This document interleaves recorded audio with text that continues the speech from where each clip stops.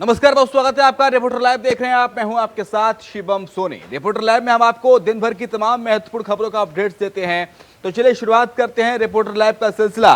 और पहली खबर, संसद के तीसरे दिन की कार्यवाही आज के दिन भी हंगामे की भेंट चढ़ी।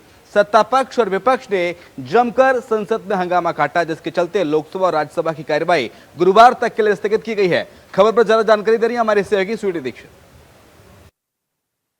आज सदन के बजट सत्र के दूसरे चरण का तीसरा दिन था और आज के दिन भी वही हुआ जो पिछले 2 दिन हुआ था, यानी कि 11 बजे सुबह जब शुरू हुई कार्रवाई लोकसभा और राज्यसभा की, उस दौरान विपक्ष लगातार हंगामा कर रहा था और वहीं सत्ता पक्ष में लगातार राहुल का मुद्दा उठाया जा रहा था। तो वहीं विपक्ष अभी भी अडानी के जेपीसी गठन की मांग लगातार कर रहा है, जिसको लेकर हंगामा अभी भी जारी है। आपको बता दें, सुबह 11 बजे जैसी कार्रवाई शुरू हुई थी, स्थगित कर दी गई थी 2 बजे तक के लिए। फिर 2 बजे जब कार्रवाई शुरू हुई, स्थगित कर दी गई अगले दिन यानी कि 16 मार्च को सुबह 11 बजे तक के लिए। तो देखिए लगातार जो है विपक्ष हंगामा करते जा रहा है और कहीं ना कहीं देखिए आज फिर से विजय चौक पे 18 विपक्षी दल थे, वो मार्च निकालने वाले थे, जिसको पुलिस ने धारा 144 के तहत बीच में रोक दिया क्योंकि यहाँ पे धारा 144 लगी थी। उनका ये मार्च जो था विजय चौक से शुरू होके ईडी के दफ्तर तक जाना था, जिस दौरान हमने देखा था किस तरीके से तमाम पुलिस बल वहां पे मौजूद थे, सुरक्षा के भी पुख्ता इंतजाम किए गए थे। अब देखना ये होगा कि कल की कार्रवाई में क्या कुछ होता है, क्योंकि लगातार तीसरे दिन भी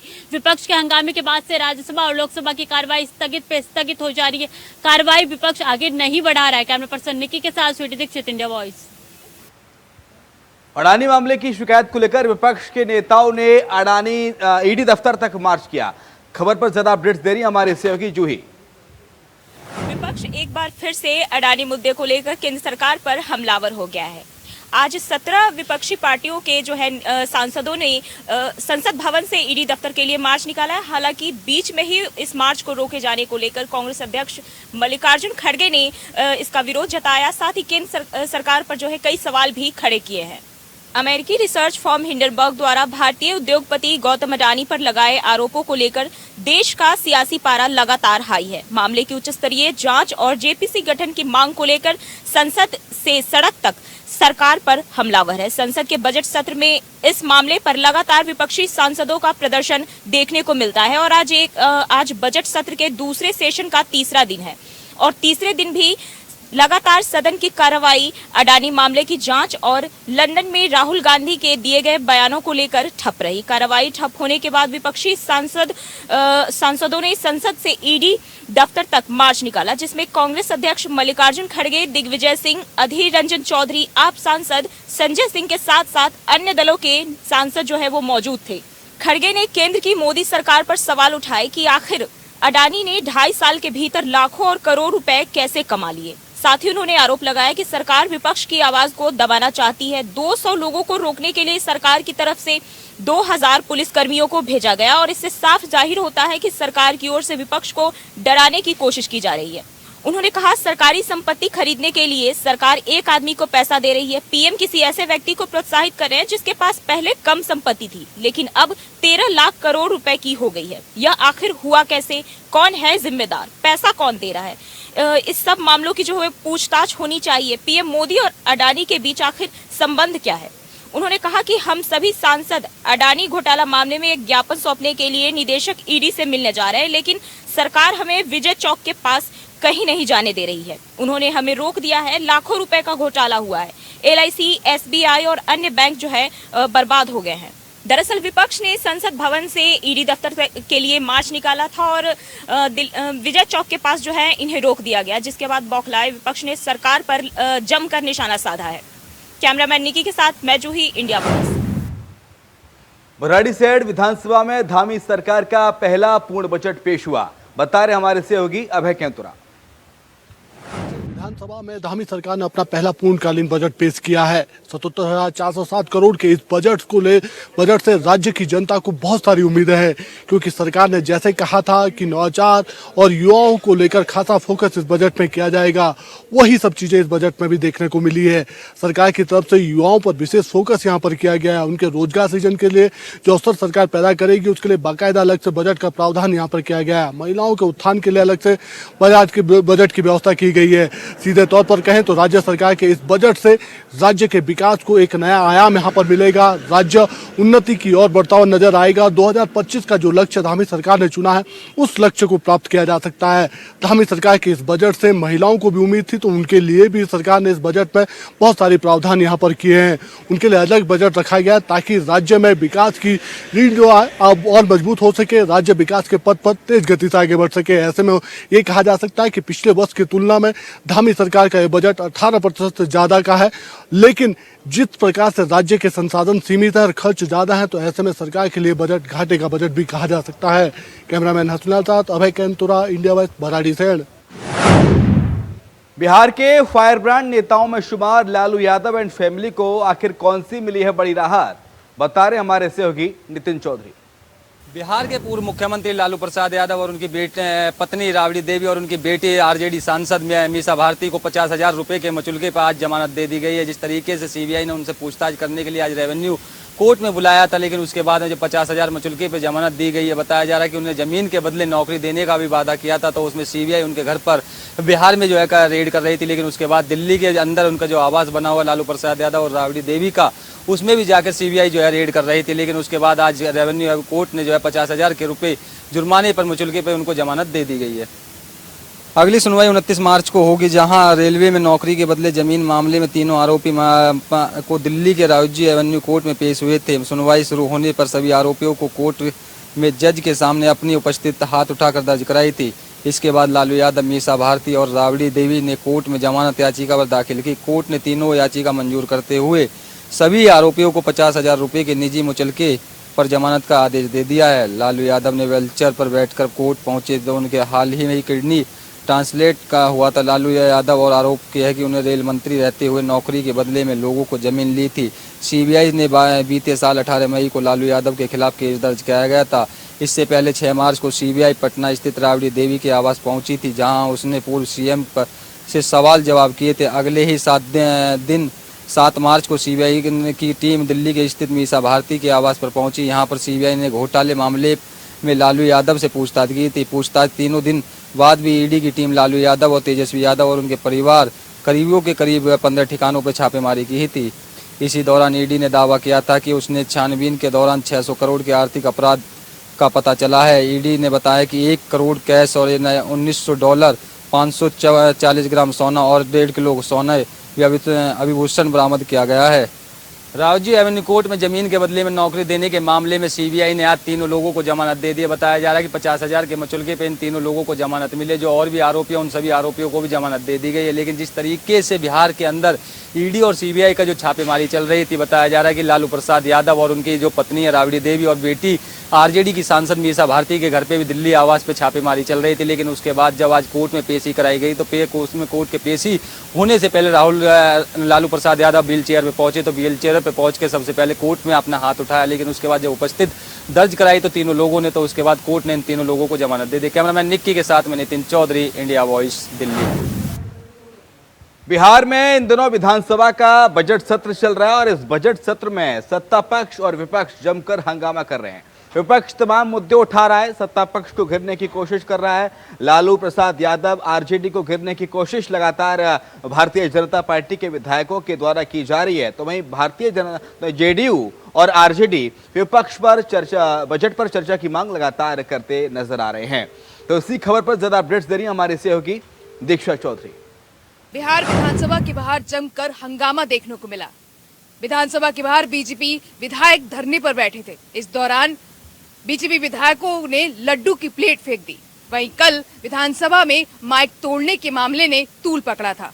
वहीं आज जमीन के बदले नौकरी मामले में लालू यादव, राबड़ी देवी और मीसा भारती को जमानत मिल चुकी है। लालू परिवार को बेल मिलने की खुशी में बटे लड्डू को लेकर विधानसभा के बाहर बवाल देखने को मिला। धरना दे रहे बीजेपी विधायकों के बीच आरजेडी के विधायक लालू यादव को बेल मिलने की खुशी में लड्डू लेकर पहुंचे और बांटने लगे, जिस पर बीजेपी विधायकों का आरोप है कि हमने मिठाई लेने से मना किया तो उन्होंने हमारे ऊपर डिब्बा फेंक दिया। बीजेपी विधायक हरिभूषण ठाकुर बचौल ने कहा कि मुझे जबरदस्ती लड्डू खिलाया जा रहा था। राजद विधायक गुंडागर्दी कर रहे थे। उधर बिहार विधानसभा की कार्रवाई बिना विपक्ष के हुई। बीजेपी विधायक लखीन पासवान के निलंबन के बाद सत्र की शुरुआत होने से पहले ही बीजेपी विधायकों ने सदन का बहिष्कार कर दिया। विधानसभा परिसर में सभी बीजेपी विधायक इकट्ठे हो गए और बिहार सरकार के खिलाफ नारेबाजी करने लगे। बीजेपी विधायकों का कहना है कि सदन में दलित विधायक को गाली देने वाले सदस्य पर कार्रवाई नहीं की गई। बीजेपी के सदस्य पर माइक तोड़ने का आरोप लगाकर उन्हें 2 दिन के लिए निलंबित कर दिया गया। ये तो लोकतंत्र की हत्या है। बीजेपी विधायक जमीन चोर गद्दी छोड़ एक पक्षीय कार्रवाई करना बंद करो, चारा चोर गद्दी छोड़ का नारा लगा रहे हैं। वहीं बिहार विधानसभा के बवाल ने राजनीति में नया भूचाल लाके रख दिया है।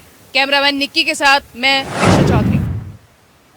और इधर उत्तराखंड में विपक्षी विधायकों के निलंबन को लेकर एक बार फिर से सत्ता पक्ष और विपक्ष में सदन के अंदर गहमा गहमी देखने को मिली। बता रहे हमारे सहयोगी अभय कैतुरा।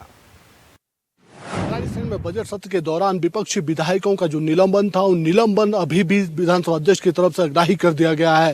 विधानसभा के भीतर विपक्षी सदस्यों ने जब अपने निलंबन वापस की मांग को यहां पर उठाया, उसके पक्ष में सत्ता पक्ष के विधायक भी खड़े हुए नजर आए।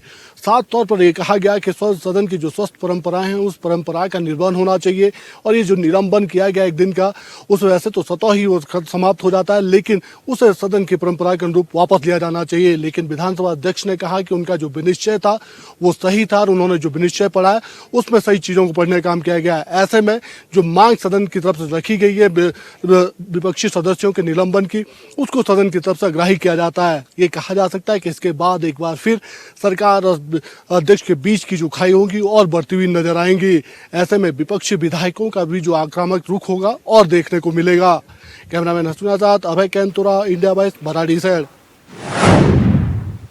और बात करेंगे पड़ोसी देश पाकिस्तान की। कंगाल पाकिस्तान, वो पाकिस्तान जो अब दाने दाने को मोहताज है, खाने के लिए आटा नहीं है, रोटी नहीं है, पानी नहीं है। उस पाकिस्तान के अंदर अब सियासी संकट भी देखने को मिल रहा है। बता रही मेरी सहयोगी स्वीटी। पाकिस्तान के पूर्व प्रधानमंत्री इमरान खान की गिरफ्तारी को लेकर लगातार पाकिस्तान में बवाल मचना शुरू हो गया है। आपको बता दें कि अब पाकिस्तान के पूर्व प्रधानमंत्री के घर पे भारी पुलिस बल तैनात कर दी गई है। इस बीच देखा था कि किस तरीके से पीटीआई के समर्थकों और पुलिस के बीच में भी हाथापाई हुई थी। वहीं सुबह तड़के 4:20 पे इमरान खान ने अपने समर्थकों को संबोधित भी किया। इमरान खान की गिरफ्तारी के लिए पार्टी समर्थकों और पुलिस फोर्स के बीच 14 घंटे से अधिक समय से गतिरोध चल रहा है। फिलहाल पार्टी समर्थकों के हिंसक विरोध की वजह से इमरान खान की गिरफ्तारी नहीं हुई है। एक तरफ जहां प्रशासन ने इमरान खान को अरेस्ट करने के लिए फोर्स की व्यवस्था की है, तो वहीं दूसरी ओर इमरान खान ने अपने समर्थकों से जमान पार्क में फिर से इकट्ठा होने की अपील कर और भारी भीड़ जुटाई है। इमरान ने बुधवार को सुबह करीब 4:20 पर अपने समर्थकों को संबोधित किया और कहा कि उन्हें गिरफ्तार करने के और प्रयास किए जा रहे हैं। एक वीडियो संदेश में इमरान ने कहा कि जिस तरीके से पुलिस ने हमारे लोगों पर हमला किया, इसका कोई उदाहरण नहीं है। इतने कम लोगों पर इस तरीके से हमला करने की क्या वजह है। इमरान खान ने आरोप लगाया है कि ये लंदन की योजना का हिस्सा है और इमरान को जेल में डालने, पीटीआई को गिराने और नवाज शरीफ के खिलाफ सभी मामलों को खत्म करने के लिए एक समझौते पर हस्ताक्षर किए गए हैं। बता दें कि इमरान खान के समर्थकों के बीच और पुलिस के बीच लगातार गतिरोध बढ़ता जा रहा है। पुलिस रुक रुक कर आंसू गैस के गोले दाग रही है। इसी बीच में कराची में और लाहौर में तनावपूर्ण माहौल बना हुआ। अब देखना होगा कि इमरान खान की गिरफ्तारी कब तक होती है या गतिरोध ऐसे ही बने रहेगा। कैमरा पर्सन निक्की के साथ स्वीटी दीक्षित, इंडिया वॉइस। मैनपुरी पहुंचे शिवपाल यादव ने योगी और मोदी दोनों पर निशाना साधा। बता रहे हमारे सहयोगी मुकेश कुमार। मैनपुरी पहुंचे समाजवादी पार्टी के पूर्व पीडब्ल्यूडी मंत्री शिवपाल सिंह यादव। शिवपाल सिंह यादव मैनपुरी सदर विधानसभा के अंगौथा नगरिया में भागवत कथा का आयोजन किया जा रहा है। प्रसपा जिला अध्यक्ष बोट सिंह यादव द्वारा इस आयोजन कराया जा रहा है, जहां शिवपाल सिंह यादव भागवत में शामिल होने के लिए पहुंचे थे, जिसमें उन्होंने भागवत कार्यक्रम में शिरकत करते हुए भारतीय जनता पार्टी पर जमकर निशाना साधा है। उन्होंने कहा है कि बिल्कुल देश को बेचने और बर्बाद करने की स्थिति हो गई है, जिस पर पूर्ण रूप से देश को बेचने की कगार पर है। चाहे एयरपोर्ट हो या स्टेशन हो, सारी चीजों को बेचने की तैयारी कर रही है। भारतीय जनता पार्टी पर रामचरितमानस के मामले को लेकर भी बताया कि सरकार अब 1-1 लाख रुपए प्रत्येक जिलाधिकारियों को दे रही है, जो हवन और रामचरितमानस का पाठ कराएंगे। देखने के लिए क्या कुछ कहते नजर आए हैं शिवपाल सिंह यादव, देखिए इस खबर के जरिए। फिलहाल मैनपुरी से मुकेश कुमार की रिपोर्ट। योगी सरकार के राज्य मंत्री अरुण कुमार सक्सेना इन दिनों जौनपुर के दौरे पर हैं। खबर पर ज्यादा जानकारी दे रहे हैं हमारे सहयोगी विवेक। जौनपुर पहुंचे योगी सरकार के राज्य मंत्री अरुण सक्सेना का जमकर स्वागत हुआ है। आपको बता दें कि जनपद जौनपुर में अलग अलग स्थानों पर जो है राज्य मंत्री का स्वागत किया गया। वहीं होली मिलन समारोह में राज्य मंत्री ने शिरकत किया। मीडिया के कैमरे के सामने राज्य मंत्री ने बीजेपी सरकार की जमकर जो है तारीफ की और जनता को संबोधित करते हुए बीजेपी सरकार की उपलब्धियों को भी गिनाया। वहीं राज्य मंत्री ने कहा कि यूपी में अपराध पर लगाम लगा हुआ है और विपक्ष पर भी जमकर निशाना साधा। राज्य मंत्री के आगमन को लेकर सुरक्षा का पुख्ता इंतजाम रहा। लगभग 5 घंटे तक राज्य मंत्री अरुण सक्सेना मौजूद रहे। वहीं राज्य मंत्री ने कहा कि आने वाले चैत्र नवरात्र और रामनवमी पर जो योगी सरकार अखंड रामायण पाठ करा रही है वो एक अच्छी पहल है। राज्य मंत्री जो है लगातार जो है बीजेपी सरकार की उपलब्धियों को गिनाते रहे। जौनपुर से विवेक कुमार, इंडिया वॉइस। उमेशपाल हत्याकांड के बाद योगी सरकार लगातार एक्शन मोड में है। धड़ाधड़ बुलडोजर एक्शन हो रहा है। पीडीए अवैध ठिकानों को चिन्हित करके गिराने का काम कर रहा है। 2 एनकाउंटर हो चुके हैं, गिरफ्तारियां हो रही हैं, लेकिन अब किसी की एंट्री से इस मामले में एक ट्विस्ट नया आ गया है। क्या है वो एंट्री, बता रहे हैं हमारे सहयोगी शुएब रिजवी। प्रयागराज से चर्चित उमेशपाल हत्याकांड में लगातार एसटीएफ की टीम काम कर रही है। हालांकि अभी तक एसटीएफ के हाथ खाली है। जिन लोगों की सीसीटीवी में विजुअल में तस्वीरें आई हैं उन तक अभी तक एसटीएफ नहीं पहुंच सकी है। लेकिन इस बीच लगातार कार्रवाइयां की जा रही हैं। इस बीच में ईडी की भी एंट्री हुई है। ईडी ने भी लगातार जो शिकंजा कसना शुरू कर दिया है। लेकिन इस बीच कहीं ना कहीं जो इस पूरे मामले में आरोपी बनाए गए हैं अतीक अहमद, उनके परिवार के लोग, उनकी तरफ से मीडिया के सामने बात रखने की भी कोशिश की गई थी। पिछले दिनों भी जो इस पूरे मामले में बरेली जेल में बंद अशरफ हैं, उनकी पत्नी ने आज मीडिया से मुलाकात की। हालांकि इस बीच में लगातार पुलिस उनका पीछा करती रही, लेकिन गुप्त तरीके से एक जगह पर वो वहां पर रुके और मीडिया के लोगों से उन्होंने बात की और अपना पक्ष रखा। उन्होंने सीधे तौर पर कहा कि उनके परिवार के लोगों को परेशान किया जा रहा है, उनके पति अशरफ को ज़बरदस्ती इस मामले में फंसाया जा रहा है। साथ ही साथ जो अशरफ की पत्नी है, उनका जो भाई है सद्दाम, उसके बारे में भी सफाई दी कि उसके बारे में भी गलत तरीके से चीज़ें पेश की जा रही हैं। तो कहा जा सकता है कि अब लगातार इन चीज़ों में पुलिस की सक्रियता भी बढ़ रही है और साथ ही साथ अतीक अहमद और उनका परिवार न सिर्फ मीडिया के जरिए अपनी बात रख कर के गुहार लगा रहा है, साथ ही साथ कोर्ट में भी तमाम अर्जियां दाखिल की गई, जिसमें अलग अलग अर्जियां दाखिल की गई हैं और ये कोशिश की गई है कि उससे कहीं ना कहीं राहत मिले। लेकिन आने वाले दिनों में इस तरह की और चीज़ें न सिर्फ दिखेंगी, बल्कि एसटीएफ और पुलिस प्रशासन पर जो दबाव है इस पूरे मामले का खुलासा करने का, उस पर क्या रुख सामने आता है, इसका ज़रूर इंतजार कर रहेगा। Shoaib Rizvi, India voice, Prayagraj. उधर हमीरपुर में दहेज की मांग पूरी न होने पर एक बच्चे को मौत के घाट उतार डाला। बता रहे हमारे सहयोगी रूपेश गुप्ता। आज हमीरपुर जिले के सुमेरपुर थाना क्षेत्र के इमलिया गांव का मामला एक सामने आया है, जहां पर कलयुगी पिता ने अपने 2 मुंह बच्चे का कत्ल किया। इसके बाद उसका शव किनारे दफना दिया कहीं जाकर। इसका जैसे ही उसकी मां को पता चलता है तो वो थाने पहुंचती है और अपने पति के खिलाफ तहरीर देती है। तहरीर पर वो ये लिखती है कि मेरे पति जो हैं वो दहेज की मांग कर रहे हैं और इस बच्चा जो ख़त्म हुआ अभी बहुत ही छोटा बच्चा था, उसको उन्होंने दफना दिया है। और उन्होंने आरोप लगाया कि उनकी ननंद है, नंदोई हैं, उन्होंने दहेज की मांग की है और दहेज न मिलने पर उसने आज मेरे बच्चे को मार डाला है। इंडिया वॉइस से रूपेश गुप्ता, हमीरपुर। उधर फरुखाबाद में नशे में धुत रईसजादे की दबंगई का वीडियो वायरल हो रहा है। इस खबर पर ज्यादा अपडेट्स दे रहे हैं हमारे सहयोगी। फरुखाबाद में उस समय हड़कंप मच गया जब एक रईसजादे का हाई वोल्टेज ड्रामा जो है सारे बाजार भरे बाजार देखने को मिला। जिस तरीके से रईसजादे ने बीच रोड पर भरे बाजार अपनी कार को खड़ा कर दिया और खड़ा करने के बाद जो है हाई वोल्टेज ड्रामा करने लगा। उसके बाद जाम की स्थिति बन गई और जब लोगों ने देखा कि काफ़ी देर तक कार खड़ी रही और हटाई नहीं, तो जाकर लोगों ने विरोध किया कि कार हटाने का।